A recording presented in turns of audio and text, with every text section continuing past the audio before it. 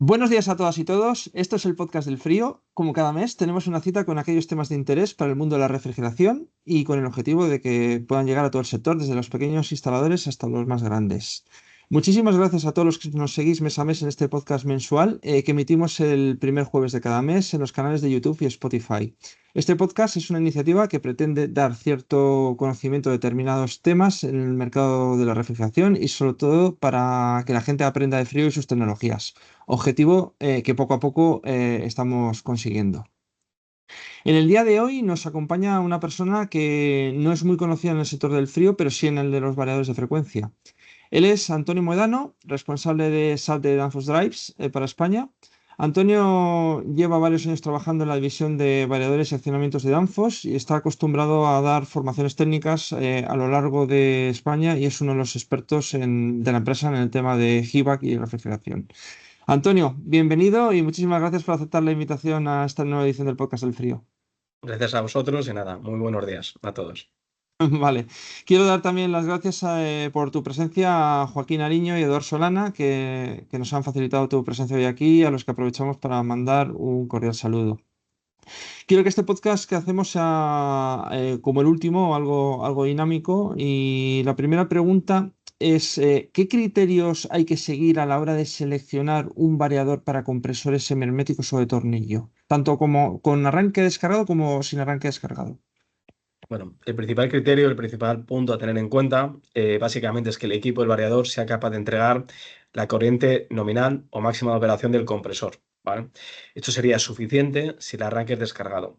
Si además el arranque se encarga, ¿vale? Teniendo en cuenta la corriente punta que puede requerir el compresor del variador, es importante verificar que el equipo va a poder entregar la corriente de rotor bloqueado que demanda ese compresor en el arranque. No es una corriente que demande siempre todos los arranques, pero si llega a ese punto, el variador debe poder entregarlo.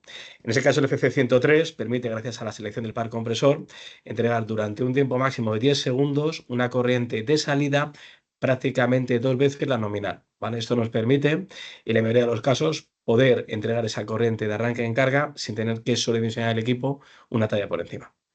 Bueno, estás mencionando, claro, el variador F103, se me había olvidado decirlo, lógicamente, que es el modelo con el que estás acostumbrado efectivamente a trabajar. Presente, la Exacto. siguiente pregunta iba un poco también por ahí. Tenéis la gama FC103, básicamente, Ujú. que es la destinada a los compresores, y sobre el que quiero que nos centremos un poco en el día de hoy, como bien has comenzado. Este variador, ¿qué aplicaciones concretas exclusivas tiene con respecto a su homólogo FC102 y qué se diferencia de los inmediatos competidores que hay en el mercado? Sí, bueno, el F-103, como estamos comentando, es el equipo específico que hay en la gama de Danfoss de variador de velocidad para aplicaciones de refrigeración. Respecto al 102, nos permite, por ejemplo, implementar aplicaciones de condensación flotante y nos permite también configurar aplicaciones de PAP Controller. Esto es un compresor principal que regula el variador y una serie de compresores auxiliares.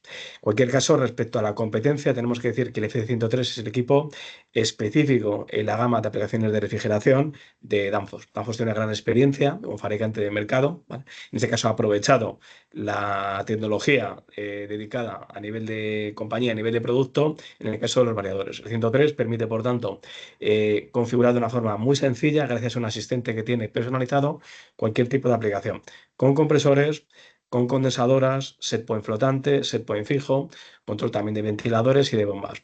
Además, tiene una serie de funciones específicas del equipo que no tiene cualquier tipo de equipo del mercado, ni siquiera, por ejemplo, el 102, siendo un equipo de HVAC, no está definido para aplicaciones tan específicas de refrigeración, como por ejemplo son, aparte de Pack Controller, la condensación flotante, funciones de gestión de retorno del aceite, función de monitorización de la temperatura de descarga de la salida del compresor, que nos permite reducir de forma automática la velocidad en caso de un aumento de temperatura en esta medida en la salida del compresor. Y tenemos también funciones de monitorización de la presión de máxima de mínima de cara a parar el compresor si las condiciones de funcionamiento están fuera de rango. Pues creo que bastante completo este tema. Eh, este modelo, el FC103, tiene posibilidad de dar un 110% del amperaje nominal durante un minuto. y Ujú. tiene la posibilidad de dar hasta un 135% del amperaje nominal durante un único segundo. Esto ayuda lógicamente también en las arrancadas, Ujú. donde se necesita digamos, un buen par de arranque para poder arrancar el compresor. ¿Qué parámetros de la configuración hay que tener en consideración para sacarle el máximo partido al variador durante la fase de arranque de un compresor? Vale, pues además, como bien dices, aparte de este 110% durante un minuto, cada 10 minutos, y este 135% en un segundo, el punto importante que tiene el F103 es que permite, mediante la selección de par compresor en el parámetro 103, disponer de ese 200% prácticamente de la nominal de salida durante 10 segundos. Para disponer de ese tiempo, de esos 10 segundos, esa corriente prácticamente 200%, necesitamos además configurar el parámetro 1,79, que sería el tiempo máximo de arranque del compresor en 10 segundos, y el parámetro 178, la velocidad mínima de funcionamiento del compresor, la velocidad de arranque de ese compresor. Normalmente serán 30 hercios, aunque dependerá del fabricante concretamente. Y ese ajuste debe ser equivalente al parámetro 412, frecuencia mínima del compresor de funcionamiento. Además de esto, habrá que configurar un tiempo de arranque del compresor en el parámetro 382, que dependerá del fabricante del compresor. Puede estar en torno a 4, 5, 6 segundos. Siempre debe ser un tiempo inferior a esos 10 segundos máximo para que el compresor arranque correctamente. Si en los 10 segundos que hemos definido como límite el compresor no arranca, el equipo daría un fallo. Ujú. A nivel de rampas de subida o bajada, ¿qué valores de rampas de subida o bajada recomendáis para los compresores? He visto gente que lo deja con valores estándar de 10 segundos de subida y 5 segundos de bajada. Otros lo programan con 3 segundos de subida y también 3 segundos de bajada. Y he llegado a ver rampas de 1 segundo de subida y también de bajada de los compresores. ¿Vosotros qué recomendáis en cada caso? Al final son valores dependientes de la aplicación.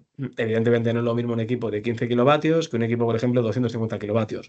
Entonces, los tiempos de rampa que yo configuraré en los parámetros 341 de subida, de frecuencia mínima nominal, 50 Hz, por ejemplo, 60, o de 60 hercios a la mínima, 30 hercios, en el 342, deberán estar acorde a la potencia realmente y tiempo requeridos de la aplicación, de cara a que el variador acelere de la forma más progresiva posible, según el tiempo 341, y decelere de la forma adecuada, de cara a que el variador pueda manejar la inercia de ese compresor en el 342.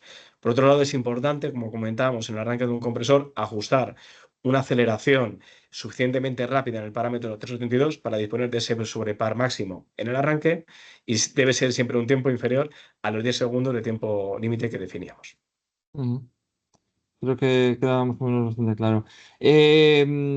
Uno de los inconvenientes que puede tener un variador es la temperatura de trabajo. En el Ujú. caso de vuestra gama FC103 IP55, puede trabajar en el exterior de un cuadro eléctrico y no estaría afectado por salpicaduras de agua. Pero en el caso de la versión IP20, que está preparada para Ujú. trabajar en el interior de un cuadro eléctrico, ¿qué Ujú. recomendaciones de temperaturas máximas de ambiente recomendáis, así como la ventilación del mismo y las distancias por los lados del variador para no tener inconvenientes? Ujú.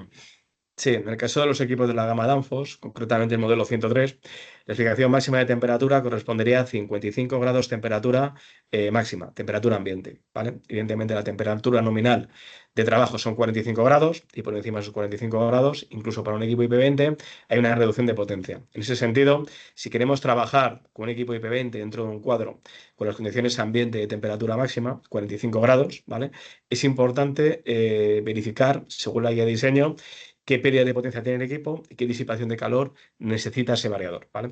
Hasta 55 grados podemos trabajar, pero hay que tener en cuenta que por encima de 45 la corriente de salida se va reduciendo progresivamente hasta que nos lleguemos a ese valor máximo de temperatura. Punto importante, en el caso del FC103, equipos IP20, no hace falta guardar ningún tipo de separación por los lados para colocar equipos en el montaje, ¿vale? Pero sí es importante verificar que las distancias mínimas por la parte inferior y por la parte superior se respetan para que la ventilación del equipo sea suficiente y correcta. Vale. Antonio, vamos terminando. Ahora en refrigeración están de moda los refrigerantes A2L, como el R454C o el R455A, que al menos Ujú. hasta hace poco son refrigerantes que no están incluidos por defecto en los variadores, pero vuestros variadores permiten la programación de refrigerantes definidos por usuario mediante las constantes de Antoine. Una Ujú. duda que nos pregunta mucha gente es si hay posibilidad actualmente de actualizar el firmware del variador para que puedan incluir los nuevos refrigerantes o en un futuro en esta u otras versiones va a haber posibilidad de hacerlo. Sí, en el caso de los equipos VLT, concretamente el 103 o cualquier otro equipo de gama de segmento de producto, realmente los equipos se pueden actualizar. Lo único, ese proceso de actualización sí requiere el paso del equipo por un panel de servicio, aunque se pueda utilizar tanto en taller como en campo.